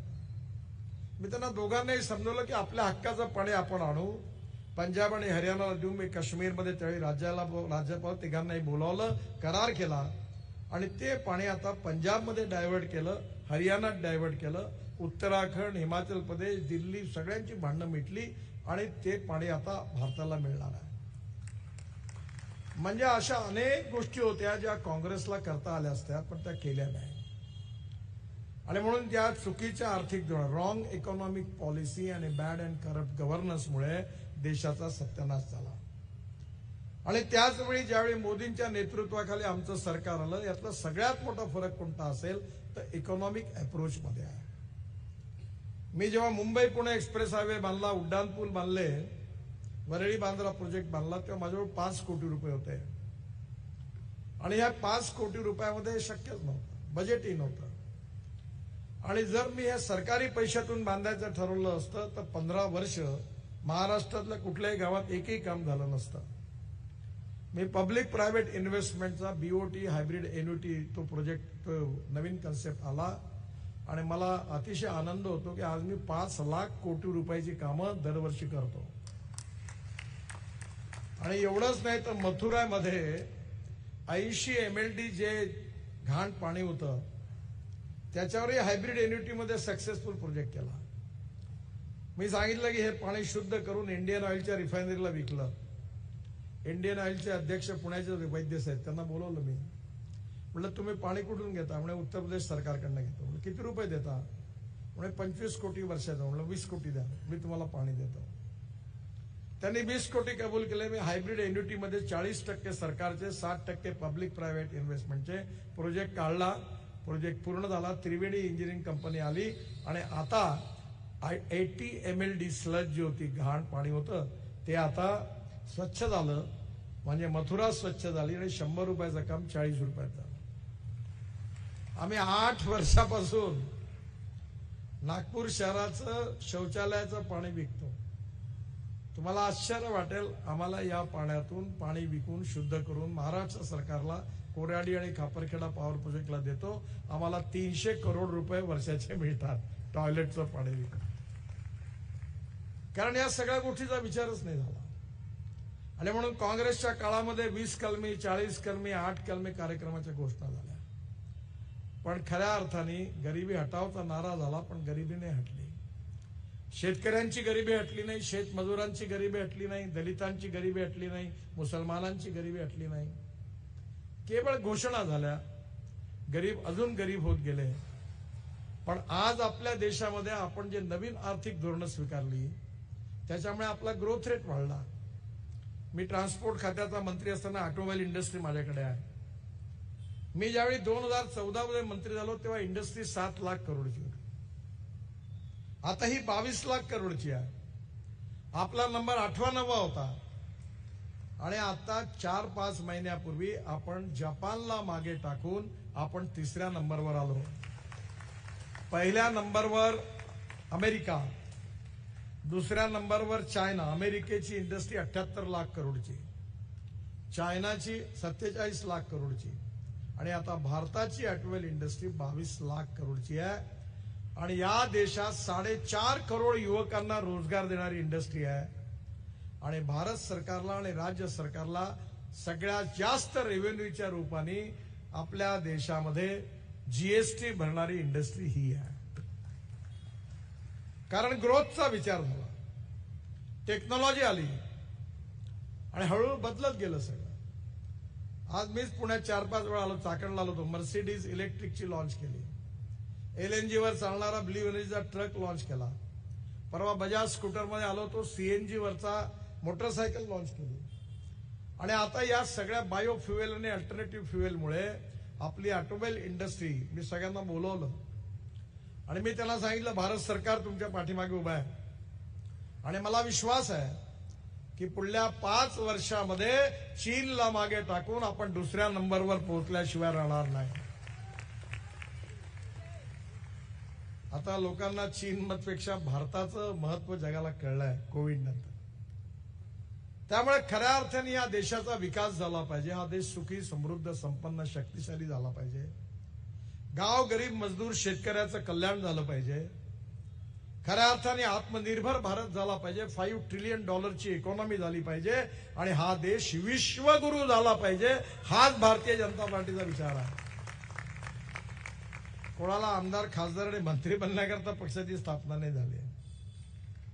आणि म्हणून हे चित्र बदलवायचं असेल तर योग्य नीती, योग्य नेतृत्व आणि योग्य पक्ष असेल तरच हे बदलू शकतो. मला सांगा, आपल्याकडे अनेक लोक मंत्री झाले, आपल्या पुण्यातूनही झाले.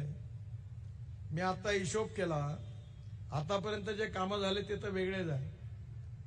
पण आता पुण्याच्या मध्ये जेवढी कामं मी मंजूर केली, कारण आचारसंहिता असल्यामुळे मला काही इथे नवीन घोषणा मी करत नाही, पण जे कामं ऑलरेडी मंजूर केली ती कामं 54,000 कोटी रुपयाची कामं केवळ पुणे आणि चिंचवड करता मंजूर केली आहे.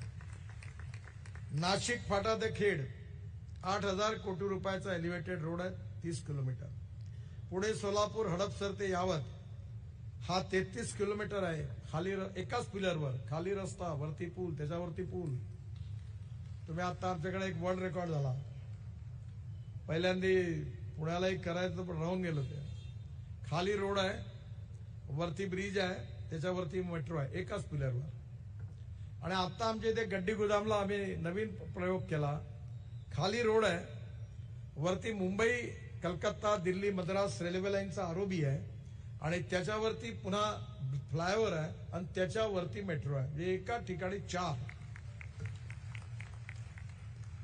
आणि हे सगळे पूल असेच एलिव्हेटेड आहेत. हळसपर ते यावत हा 5,500 कोटी याचंही पण काम मंजूर झालं. पुणे ते सातारा नरे ते रावेत हा 4,000 कोटीचा 38 किलोमीटर हाही पण आमच्याकडे मंजूर झाला. नंतर कात्रज बोगदा ते रावेत एलिव्हेटेड रोड 38 किलोमीटर 5,000 कोटी हाही आम्ही मंजूर केला. पुणे ते शिरूर 53 किलोमीटर 7,840 कोटी रुपये हे मंजूर झालं काम. MSIDCला हे काम दिलं महाराष्ट्र सरकारच्या. तळेगाव ते चाकण शिक्रापूर हा 6,447 याचंही MSIDCला हस्तांतरित केलं. आणि या कामावी नाशिक फाटा ते खेड जे आहे हा 8,000 कोटी रुपयाचा त्याचं टेंडर पण बोलावलं. म्हणजे हे 55,000 कोटी आहे. आणि याच्या व्यतिरिक्त आता Mumbai Pune highway express highway जसा झाला मला माहिती आहे आता त्याला पुष्कळ जाम आहे. त्यामुळे आपण अटल ब्रिजवरून आल्यानंतर अटल ब्रिज उतरल्यानंतर डाव्या हाताला 1 किलोमीटर नंतर डायरेक्ट नवीन एक्सप्रेस हायवे बांधतोय या हायवेपेक्षाही मोठा. तो डायरेक्ट मुंबई ते पुण्याचा रिंग रोड आणि तिथून डायरेक्ट बेंगलोरला जाणार आहे. नवीन अलाइनमेंट आहे. फलटण जो सातारा आणि सांगली जिल्ह्यातला दुष्काळी भाग आहे तिथून डायरेक्ट 800 किलोमीटरचा बंगलोरला जाणारा हायवे आहे. 55,000 कोटी रुपयाचा तोही मंजूर झालेला आहे. म्हणजे मुंबई ते बंगलोर 6 तासात होणार. आणि आपल्याला मला सांगा की आपल्या इथे बरेच आमच्याकडे विदर्भातले लोक इथे राहतात. आता बऱ्याच वेळा आजकाल विमानाची गैरसोय आहे बरीच. त्यामुळे पुणे ते औरंगाबाद संभाजीनगर नवीन रोड बांधायला घेतलाय आणि पुणे ते औरंगाबाद हे 2 तासात आणि औरंगाबाद ते नागपूर हे 3.5 ते 4 तासात म्हणजे 6 तासात नागपूर पुणे होणार आहे. तुम्हाला विमानतळावर जायला 1 तास, तिथे थांबायला 1 तास, मग विमानात जायला 1 तास, घरी जायला 1 तास, त्यापेक्षा 5.5-6 तासात तुम्ही पोहोचून जा. मी ज्यावेळी मंत्री होतो त्यावेळी मी सांगितलं होतं त्यावेळी 8 विमानं मुंबई ते पुण्याच्या मध्ये चालायची जेट एअरवेजची. मी सांगितलं बंद होणार आहे. ते लोक हसले, काही सांगतात मला. पण ज्या दिवशी मुंबई पुणे एक्सप्रेस हायवे सुरू झाला विमानं बंद झाली. आज अनेक ठिकाणी आता दिल्ली ते डेहराडून 9 तास लागायचे, जानेवारीपासून 2 तास. दिल्ली से अमृतसर 12 तास आता 4 तासात होणार. दिल्ली ते जयपूर 2 तासात होणार. दिल्ली ते चंदीगड 2.5 तासात होणार. दिल्ली ते मुंबई 12 तासात होणार. म्हणजे आता येणाऱ्या काळामध्ये या ठिकाणी विमानाने जाण्याची गरजच नाही. आणि सगळ्यात मोठी गोष्ट म्हणजे मी पुण्यात येतो तेव्हा मला सगळ्यात गोष्टीचं वाईट वाटतं ते म्हणजे पुण्यामध्ये होणारं प्रदूषण. मला माझी बहीण पुण्यामध्ये राहायची, महर्षी नगर म्हणून होतं स्वारगेट जवळ. त्यांच्या घरातून आम्ही पर्वती बघायचो. एवढी शुद्ध हवा होती सकाळी की पुण्याच्या हवेवर सगळे खुश होते. आता खूप प्रदूषण वाढलं आणि म्हणून येणाऱ्या काळामध्ये सगळ्यात महत्वाचं म्हणजे पुण्याचं प्रदूषण कमी झालं पाहिजे. अतिशय सुंदर आहे पुणे आणि मला विश्वास आहे की ज्या प्रकारे आमच्या सरकारने आणि आहे जे 55,000 याच्या व्यतिरिक्त जी कामं पाईपलाईन मध्ये आहे ती सगळी लक्षात घेता कमीत कमी 1 लाख कोटी रुपयाची कामं ही पुणे शहर आणि पिंपरी चिंचवड शहरात झाल्याशिवाय राहणार नाही, हा तुम्हाला मी विश्वास देतो. मी फोकराला मारणारा नेता नाही आहे बरं. टीव्ही वाले माझं भाषण रेकॉर्ड करून घ्या बरोबर. मी जे बोलतो ते 100% करून दाखवतो. आणि नसेल होणार तर पब्लिकली नाही म्हणून सांगतो, हे होत नाही म्हणून. कारण मला विश्वास आहे की या देशाची प्रगती झाली पाहिजे, या देशाचा विकास झाला पाहिजे. पण देशाची प्रगती आणि विकास करायला पैशाची कमी नाही आहे. देशाचा विकास करण्याकरता, देशाच्या विकासाकरता इमानदारीने काम करणाऱ्या लोकांची कमी आहे. आणि म्हणून येणाऱ्या काळामध्ये आपल्याला महाराष्ट्राच्या या निवडणुकीमध्ये निश्चितपणे आपल्याला पुन्हा एकदा डबल इंजिनचं सरकार जर महाराष्ट्राला लागलं तर विकासाची गती दुप्पट झाल्याशिवाय राहणार नाही. मी चंद्रकांत दादांना अनेक वर्षापासून ओळखतो. एक उत्तम कार्यकर्ता म्हणून विद्यार्थी परिषदेमध्ये त्यांनी अतिशय उत्तम आणि चांगलं काम केलं. त्यानंतर ग्रॅज्युएट मतदारसंघातून निवडून आले, त्यावेळी मी पार्टीचा महाराष्ट्रामध्ये अध्यक्ष होतो.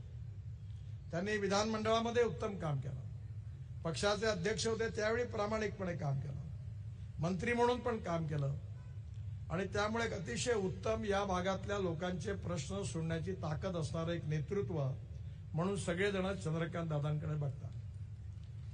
आणि मला विश्वास आहे की त्यांच्यासारखा एक कर्तृत्वान उमेदवार आपल्याला मिळाला या क्षेत्रातून, आणि तुम्ही त्यांना निश्चितपणे रेकॉर्ड ब्रेक मार्जिननी विजयी केल्याशिवाय राहणार नाही. मागच्या लोकसभेच्या निवडणुकीच्या वेळी काँग्रेसवाल्यांनी जहर कालवण्याचा प्रयत्न केला. त्यांनी सांगितलं की बाबासाहेबांचं संविधान जर भारतीय जनता पार्टीला 400 जागा मिळाल्या तर बाबासाहेबांचं संविधान बदलल्याशिवाय राहणार नाही.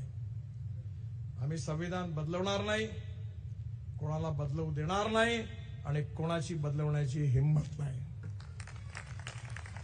खरं म्हणजे संविधान आता मला भेट दिलं. या संविधानामध्ये अनेक चॅप्टर आहेत. यातला एक महत्वाचा चॅप्टर आहे, त्यामध्ये संविधानाचे मूलभूत तत्व आहे. आणि यामध्ये केशवानंद भारती केस म्हणून एक प्रसिद्ध केस सुप्रीम कोर्टात आली. चीफ जस्टिस ऑफ इंडिया आणि 10 न्यायमूर्तींच्या खंडपीठासमोर ती चालली. आणि त्या केसमध्ये सुप्रीम कोर्टाच्या खंडपीठाने निर्णय दिला की silent features of the constitution cannot be change. घटनेची मूलभूत तत्व कोण्याही पक्षाला, पार्लमेंटला, कोण्या व्यक्तीला, प्रधानमंत्रीला बदलवता येणार नाही. ही मूलभूत तत्व कोणती होती? या मूलभूत तत्वामध्ये लोकतंत्र, समाजवाद, धर्मनिरपेक्षता, freedom of speech, fundamental right हे बदलवताच येत नाही. मग या संविधानाला तोडण्याचं पाप कोणी केलं? आपल्याला आठवत असेल की 1975 मध्ये आपल्या देशामध्ये आणीबाणी आली. त्याच काळामध्ये मी नुकताच HSCची परीक्षा देत असताना प्रकाशजी माझ्याकडे आले होते.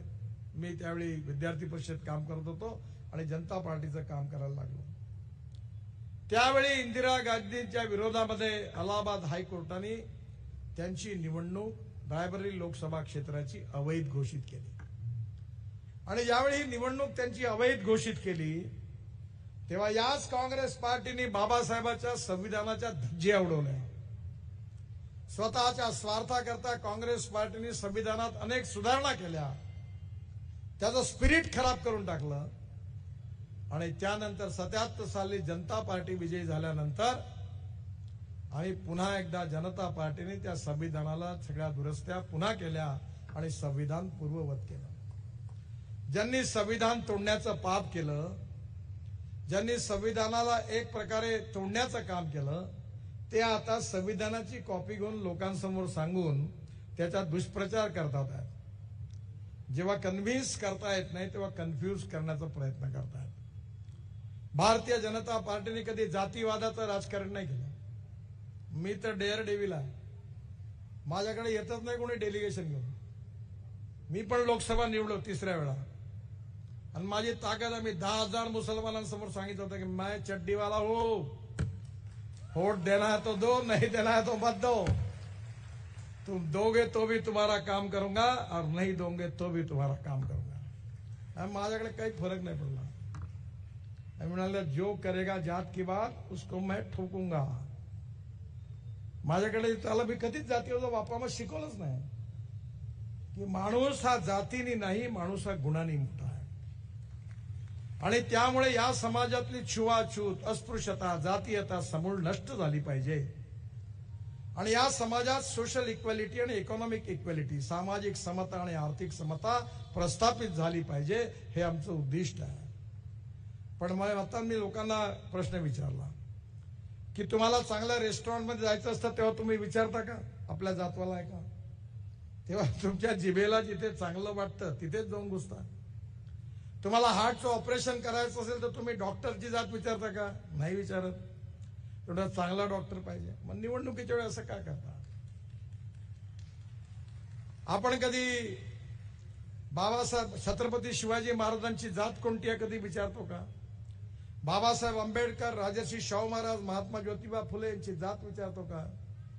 आपण कधी एकनाथ महाराज, तुकाराम महाराज, ज्ञानेश्वर महाराज, तुकडोजी महाराज, जी महाराष्ट्र संतांची भूमी आहे त्यांची कधी जात विचारतो का? नाही विचारत. मग या समाजामध्ये जातीयवादाचं विष पेरून या समाजाला विभाजित करण्यात काही अर्थ नाही. आपल्या सगळ्यांनी एक झालं पाहिजे. आणि म्हणून आपल्यामध्ये कुठल्याही प्रकारचे मतभेद न ठेवता आपल्या सगळ्यांची संस्कृती एक आहे, इतिहास एक आहे, विरासत एक आहे. उपासना पद्धती वेगवेगळी आहे.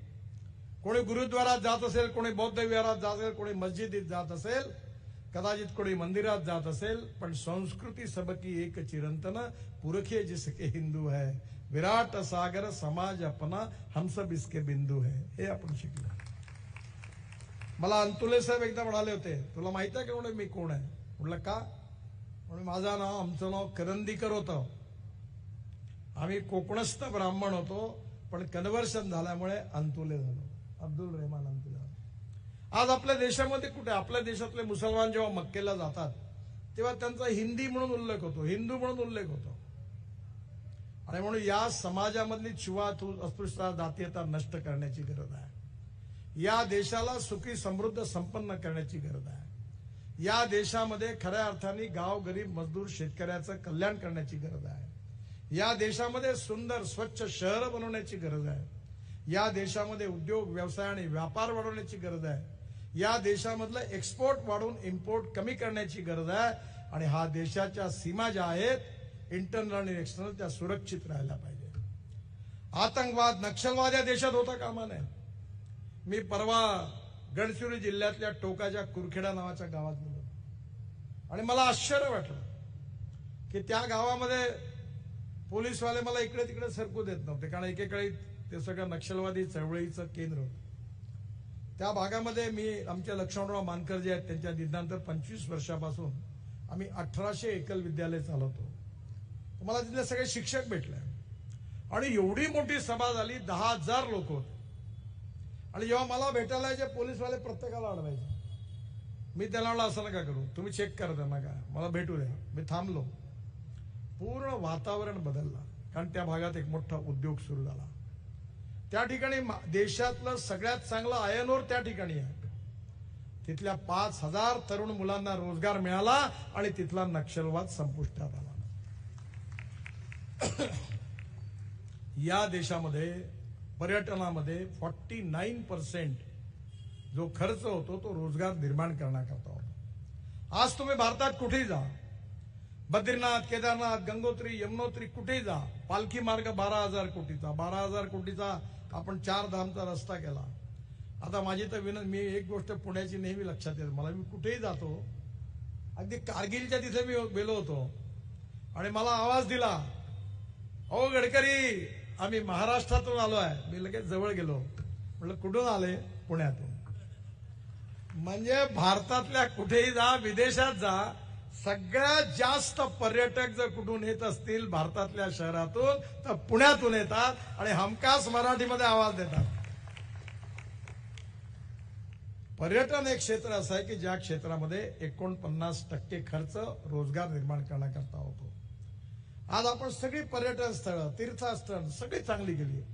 आता मी 360 रोप वे केबल कार बांधतोय आणि मी चंद्रकांत दादांना सांगणार आहे की मी आता नागपूरमध्ये नवीन बस सुरू केली. सुरू केली म्हणजे मंजूर केली.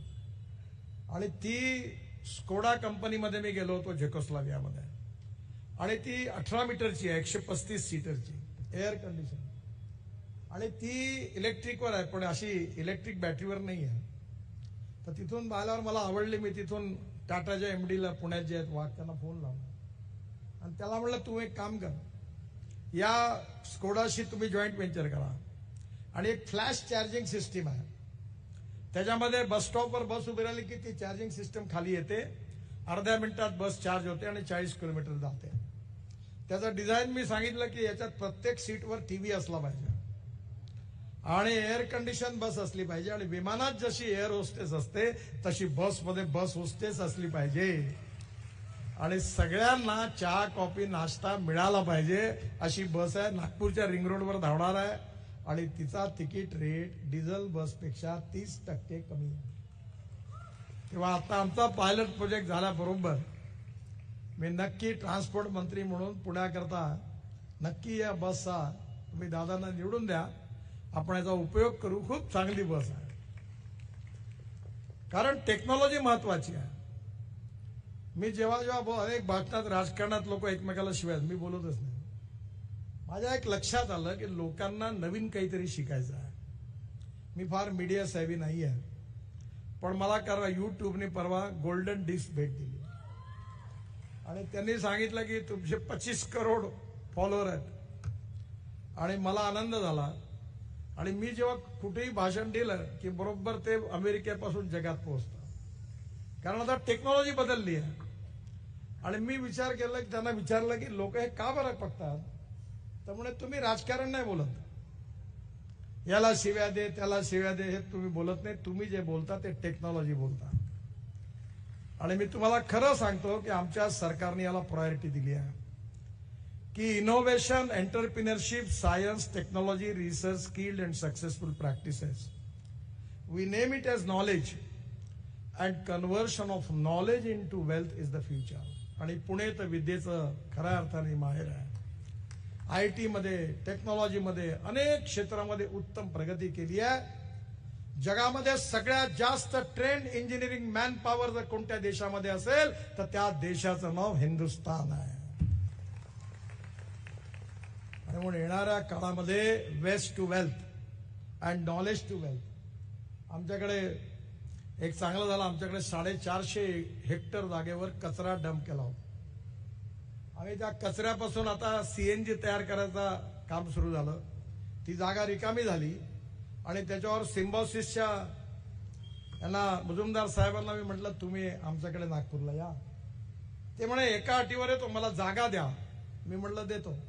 110 एकर जागा 1 रुपयाने आम्ही त्यांना दिली आणि 450 कोटीची त्यांच्या सगळ्या युनिव्हर्सिटीमधली बेस्ट युनिव्हर्सिटी नागपूरला आली आणि आज जवळपास 15,000 मुलं शिकतात. आम्ही नर्सिंग मुंगजीला, मी देवेंद्रला म्हणलं यांना अमरीश पटेलला समजाव, त्यांना 50 एकर जागा दिली आणि परवा KG to PG आमच्याकडे त्या कचऱ्याच्या याच्यावर त्यांचंही भूमिपूजन झालं. मी म्हणलं हे नॉलेज टू वेल्थ नाही आहे ना, वेस्ट टू वेल्थ आहे, हे वेस्ट टू नॉलेज आहे. आणि म्हणून येणाऱ्या काळामध्ये नॉलेज ही ताकद आहे आणि पुणे त्याकरता प्रसिद्ध आहे. या सगळ्या रिसर्चमध्ये, टेक्नॉलॉजीमध्ये या देशाला पुढे नेलं पाहिजे. अनेक स्टार्टअप सुरू झाले आहेत.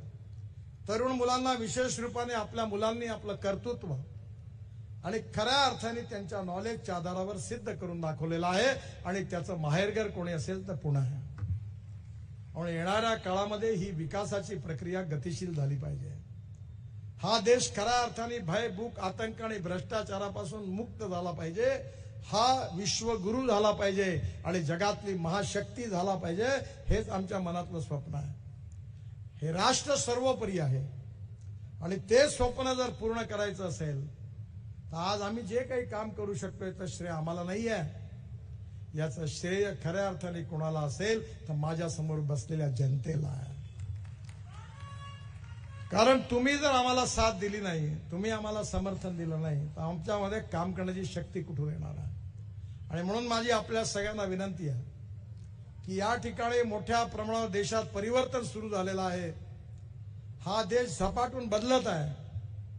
टेक्नॉलॉजी ड्रिव्हन आहे, शिक्षणाला प्राधान्य मिळालेलं आहे, रिसर्चला प्राधान्य मिळालेलं आहे, जगामध्ये पुढे जात आहे आणि हेच आमचं धोरण आहे. पण याला तुमच्या समर्थनांची आणि शुभेच्छांची गरज आहे. तुम्ही या मतदारसंघातून चंद्रकांत दादांना प्रचंड मताने विजयी करा आणि महाराष्ट्रामध्ये पुन्हा महायुतीचं शासन आणा. आम्ही या महाराष्ट्राला भारतातलं सगळ्यात समृद्ध आणि संपन्न असा पहिला नंबर हा कायम राहील याकरता सातत्याने प्रयत्न करू असा विश्वास देतो आणि पुन्हा एकदा चंद्रकांत दादांना शुभेच्छा देतो. आपण सगळ्यांनी माझ्याबरोबर जोरात म्हणा, भारत माता की, भारत माता की, भारत माता की. धन्यवाद. नमस्कार. माननीय नितीनजींच्या हस्ते चंद्रकांत दादांच्या पुढील 5 वर्षाच्या कोथरूडसाठीच्या संकल्प पत्राचं ओपनिंग होत आहे.